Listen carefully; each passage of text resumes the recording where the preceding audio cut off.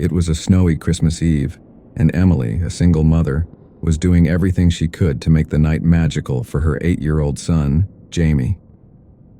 Their modest home was adorned with twinkling lights, a glowing Christmas tree, and the aroma of freshly baked cookies filled the air. Jamie couldn't contain his excitement as he bounced around, eagerly awaiting Santa Claus. "Don't forget to leave milk and cookies for Santa," Emily reminded him, placing a warm tray of gingerbread men on the table. As the clock struck 9 p.m., Jamie was sent to bed, but not before he made Emily promise to wake him up if she heard Santa's sleigh. She laughed, kissed his forehead, and tucked him in. Later that night, as Emily wrapped the last of the presents in the living room, Jamie sat awake in his room, staring out the frosted window. Suddenly, he spotted movement outside. A figure dressed in a red suit and white beard, walking slowly down their snow-covered street. His heart raced with excitement. "Santa," Jamie whispered to himself, his breath fogging up the glass. But something wasn't right. The figure wasn't carrying a sack of toys, nor did he seem jolly. He stopped directly in front of Jamie's house, his head tilting upward, staring straight at Jamie's window. Jamie waved hesitantly, and the Santa figure raised a hand in return, but the movement was unsettling. Too slow, too deliberate. Emily had just finished placing the last gift under the tree when she heard 3 sharp knocks at the front door. Knock, knock, knock. She froze. Who would visit so late on Christmas Eve? She glanced at the clock, 11:45 p.m.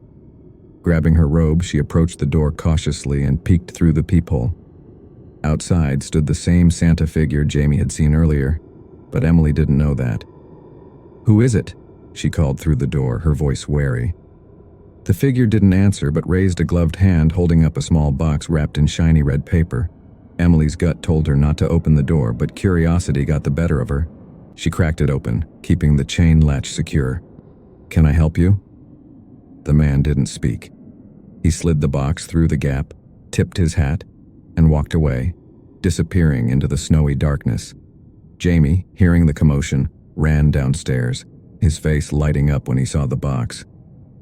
"Is it from Santa?" he asked eagerly. Emily hesitated but eventually let him open it. Inside was a small, carved wooden figurine of a boy sitting on a rocking horse. At first it seemed harmless, even thoughtful, but as Jamie held it, he felt a cold shiver run through him. "Can we put it on the tree?" Jamie asked, but Emily shook her head. Something about the gift didn't sit right with her. She placed it on the mantelpiece instead. As midnight approached, the house grew eerily silent. Emily had gone to bed, but Jamie couldn't sleep. The wooden figurine seemed to call to him, its glossy surface reflecting the faint glow of the Christmas tree lights. Suddenly, Jamie heard faint jingling, like the sound of sleigh bells, coming from the roof. His excitement returned, and he tiptoed to the living room, hoping to catch Santa in the act. But what he saw made his heart drop. The fireplace, which had been dark and empty, now glowed with faint embers, and the wooden figurine had moved.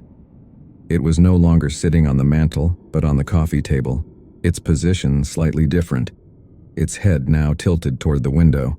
Jamie froze. "Mom?" he whispered, but there was no response. The sleigh bells grew louder, joined by the sound of heavy footsteps on the roof.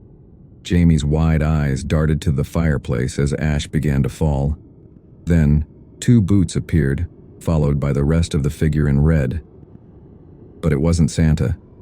The figure was grotesque, its face pale and cracked like old porcelain, with hollow black eyes and a twisted grin. It dragged a sack behind it, and Jamie could hear faint whimpers coming from inside. Jamie backed away slowly, but the creature's head snapped toward him, its grin widening unnaturally.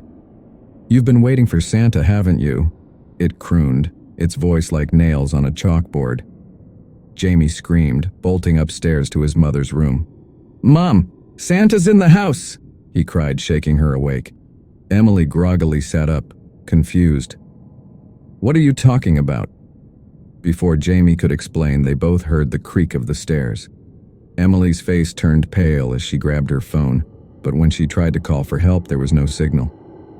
The footsteps grew louder, slower, as if the intruder was savoring every step. Emily grabbed a baseball bat from the corner of the room, motioning for Jamie to hide in the closet. The door creaked open, revealing the figure in all its horrifying glory. Emily swung the bat, but it passed right through the creature as if it were made of smoke. "You let me in when you took my gift," it hissed, reaching for Jamie. Emily screamed and threw the bat at the creature, buying just enough time to grab Jamie and run down the hallway. The house was a maze of shadows, the once festive lights now flickering ominously. "Stay behind me!" Emily yelled, kicking open the door to the attic. She pushed Jamie inside and locked the door behind them. The creature's guttural growl echoed through the house, followed by a chilling laugh. "You can't hide forever," it taunted. In the attic, Emily searched frantically for something, anything, they could use to defend themselves. Her hands landed on an old iron cross that had belonged to her grandmother. When the creature burst through the door, Emily held the cross up, and to her relief it recoiled, hissing like a wild animal. "It's the figurine!" Jamie shouted. "We have to destroy it!" With the creature momentarily weakened, Emily and Jamie raced back downstairs. The figurine was still on the coffee table, now pulsing with an eerie red light. The creature appeared again, blocking their path. "You can't destroy what's mine," it roared, its form flickering between solid and shadow.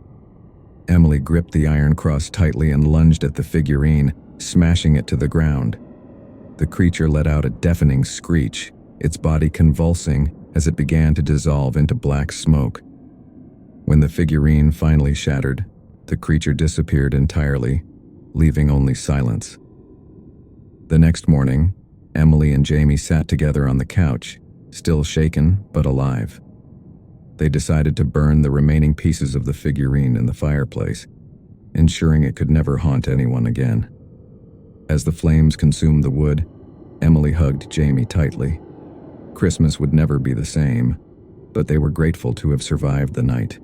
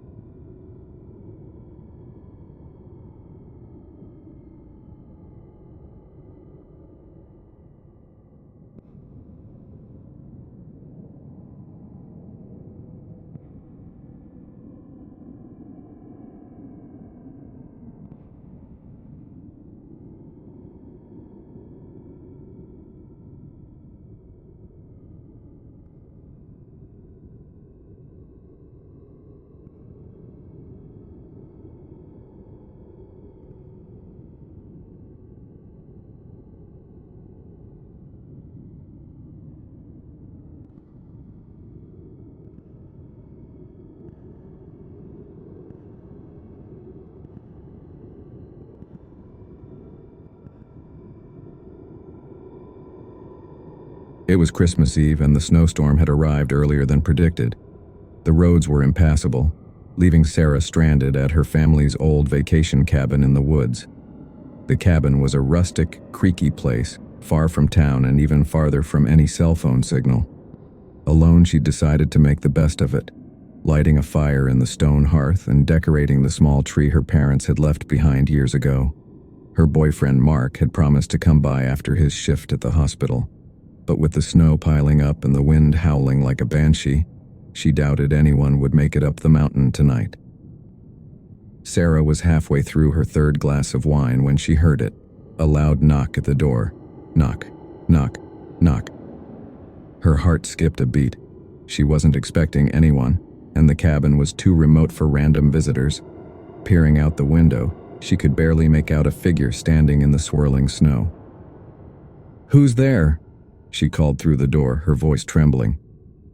"It's Mark," a man replied. I got off work early. Open up. Relief flooded through her as she unlatched the door, but when she swung it open, she froze. The man standing before her wasn't Mark. Dressed in a tattered coat and a knit cap pulled low over his eyes, the stranger smiled thinly. "Sorry to bother you," he said, his breath fogging in the freezing air. "I got stuck on the road and saw the lights. Can I come in and warm up?" Sarah hesitated, her instincts screaming at her to shut the door, but the storm was brutal, and leaving someone out in it felt cruel. She stepped aside, letting him in. The stranger stomped the snow off his boots and rubbed his gloved hands together, his eyes darting around the cabin. "Nice place you've got here," he said, his smile never reaching his eyes. Sarah offered him a cup of coffee, her unease growing with every passing second. "So, where were you headed?" she asked, trying to keep the conversation light. "Nowhere in particular," he replied, his gaze lingering on the Christmas tree. "Just passing through." Something about his answer didn't sit right with her. "You're out here in this weather with nowhere to go?" she pressed, her voice wavering. The man chuckled, a low, unsettling sound. "Life's unpredictable, isn't it?" As they talked, Sarah noticed things about him that set her on edge. His clothes were worn and didn't seem suited for the weather. He didn't shiver or complain about the cold. And his eyes, they were dark and empty, like they held secrets she didn't want to uncover. When he asked if she was alone, she lied. "My boyfriend's on his way," she said quickly. "He'll be here any minute." The stranger's smile widened. "Good," he said. "It's always better with company." As the night wore on, Sarah became increasingly uneasy. The stranger hadn't moved from his spot by the fire, staring into the flames with an intensity that made her skin crawl. She decided to text Mark, hoping he was somewhere with a signal. But when she picked up her phone, the screen was dead. She was sure she'd charged it earlier. The stranger noticed. "Phone trouble?" he asked, his voice dripping with mock concern. Before she could respond, the lights flickered and went out, plunging the cabin into darkness. Sarah's breath hitched as she fumbled for the flashlight she'd left on the counter. "I'll get the generator," she said, her voice shaking. "I'll come with you," the stranger offered, standing abruptly. "No," she blurted, then forced a nervous laugh. "I mean, it's just out back. Stay here and keep warm." The storm had worsened, the wind howling like a living thing as Sarah stumbled through the snow to the shed. She'd barely reached the generator when she felt it, a presence behind her. Whipping around, she saw nothing but shadows. Heart pounding, she got the generator running and hurried back to the cabin. Inside, the stranger was no longer by the fire. The door was ajar, snow blowing in, and something was missing. The small angel figurine that had topped the Christmas tree was gone. Before Sarah could process what was happening, there was another knock at the door, louder and more insistent this time. Knock. Knock. Knock. She froze. The stranger had been inside moments ago. Why would he knock? Grabbing a kitchen knife, she approached the door cautiously. "Who's there?" she demanded. Silence. Her hand trembled as she reached for the doorknob, but before she could turn it, the door swung open on its own. There was no one there, only the storm raging outside. But as she stepped back, she saw them. Footprints in the snow, leading away from the cabin. They didn't belong to the stranger. They were too small, like those of a child. Suddenly, the lights flickered back on and Sarah gasped. Standing in the middle of the room was the angel figurine, now life-sized and grinning malevolently. The figurine moved toward her, its glassy eyes glinting in the flickering light. "You let him in," it hissed, its voice echoing unnaturally. "What do you want?" Sarah cried, backing away. "The house," it replied, its grin widening. "This place was ours long before it was yours." Sarah remembered the stories her parents used to tell her about the cabin's dark history, tales of a family that had disappeared one Christmas Eve many years ago. The angel, she realized, was part of that family. Suddenly, the strange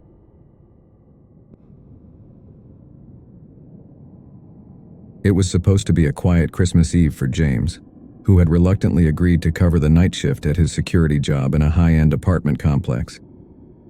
The building was mostly empty, as many tenants had left to celebrate the holidays with family. James had been looking forward to a peaceful evening, some Christmas movies on his phone, a few snacks, and no drama. But at exactly midnight, the phone at the front desk rang, breaking the stillness. "Security desk. This is James," he answered, suppressing a yawn. A soft, shaky voice came through. "There's someone outside my door." James straightened in his chair, alert. "Which apartment, ma'am?" "Apartment 13B, she whispered. "He's just standing there. Please hurry." James checked the monitors but saw no one in the hallway near 13B. "Are you sure, ma'am? I don't see anyone on the cameras." "He's there," she insisted, her voice rising in panic. "Please, he's just staring at me." Grabbing his flashlight and walkie-talkie, James headed for the elevator. The thought of confronting a possible intruder didn't sit well with him, but he couldn't ignore the woman's fear. When he arrived at the 13th floor, the hallway was eerily silent. Apartment 13B's door was closed, and no one was in sight. He knocked gently. "Security, ma'am, it's James. Everything seems clear out here." The door creaked open a fraction, and a pale, elderly woman peered out. "He was right there," she said, pointing down the hall. "I swear it." James nodded, deciding to do a sweep of the floor to reassure her. As he walked down the dimly lit corridor, the hairs on his neck stood on end. He couldn't shake the feeling that someone or something was watching him. James returned to the security desk, his shift resuming its usual quiet monotony. But just as he started to relax, the phone rang again. "Security desk," he said. "You didn't find him," the woman from 13B whispered. "Ma'am, I checked the hallway. There's no one there," James replied firmly. "He's back," she said, her voice trembling. "He's standing closer this time." James checked the monitors again. This time, his blood ran cold. On the feed from the 13th floor camera, a tall, dark figure stood in the hallway, motionless. Its face was obscured, and it cast no shadow despite the overhead lights. "Stay inside your apartment," James said, his voice barely steady. "I'll handle this." Grabbing his flashlight, he returned to the 13th floor. But as soon as he stepped out of the elevator, the figure was gone. "Show yourself!" James shouted, his voice echoing through the empty hallway. A door slammed shut behind him and he whirled around, heart pounding. He shone his flashlight down the hall, but nothing moved. When he reached 13B, the elderly woman's door was wide open. "Ma'am," he called, stepping inside. The apartment was empty. The furniture was covered in dust, and the air was heavy with the scent of mildew. It didn't look like anyone had lived there in years. Confused and increasingly frightened, James returned to the security desk. He replayed the camera footage, hoping to make sense of what he'd seen. On the screen, the figure reappeared, this time closer to the camera. Its head tilted unnaturally as if staring directly at James. He watched, frozen, as the figure raised a hand and pointed at something off-screen. The phone rang again, making him jump. He didn't want to answer, but the shrill ring was impossible to ignore. "Security desk," he said, his voice hoarse. "You're next," a guttural voice growled. The line went dead. Panic set in as James scrambled to figure out what was happening. He searched the building's records and discovered a chilling fact. Apartment 13B had been unoccupied for over a decade. The last tenant, an elderly woman, had died there on Christmas Eve, alone and forgotten. James decided to call his supervisor, but his phone wouldn't connect. The building's landline was dead and the power began flickering ominously. Desperate, he armed himself with a metal baton and headed back to the 13th floor. If this was some kind of elaborate prank, he was determined to put an end to it. The hallway was darker than before, the lights overhead dim and flickering. As he approached 13B, the air grew colder. his breath visible in the freezing temperature. Suddenly, the door to 13B slammed shut in front of him. He tried to open it, but it wouldn't budge. From inside, he heard whispers, dozens of them, overlapping and unintelligible. The sound grew louder, morphing into anguished cries. "Why didn't you help me?" a voice wailed, sending chills down his spine. James ran back to the elevator, but it wasn't working. The staircase was his only option, and as he descended, he heard footsteps behind him. They weren't hurried, but deliberate, each step echoing through the stairwell. "Leave me alone," he shouted, his voice trembling. Reaching the ground floor, James bolted for the exit. But when he opened the door, he found himself back on the 13th floor, standing in front of 13B. "No, no, no!" he cried, banging on the walls. Exhausted and terrified, James collapsed in the hallway. The door to 13B creaked open, revealing the elderly woman standing inside. Her eyes were hollow, her expression sorrowful. "You could have saved me," she whispered. Before James could respond, the dark figure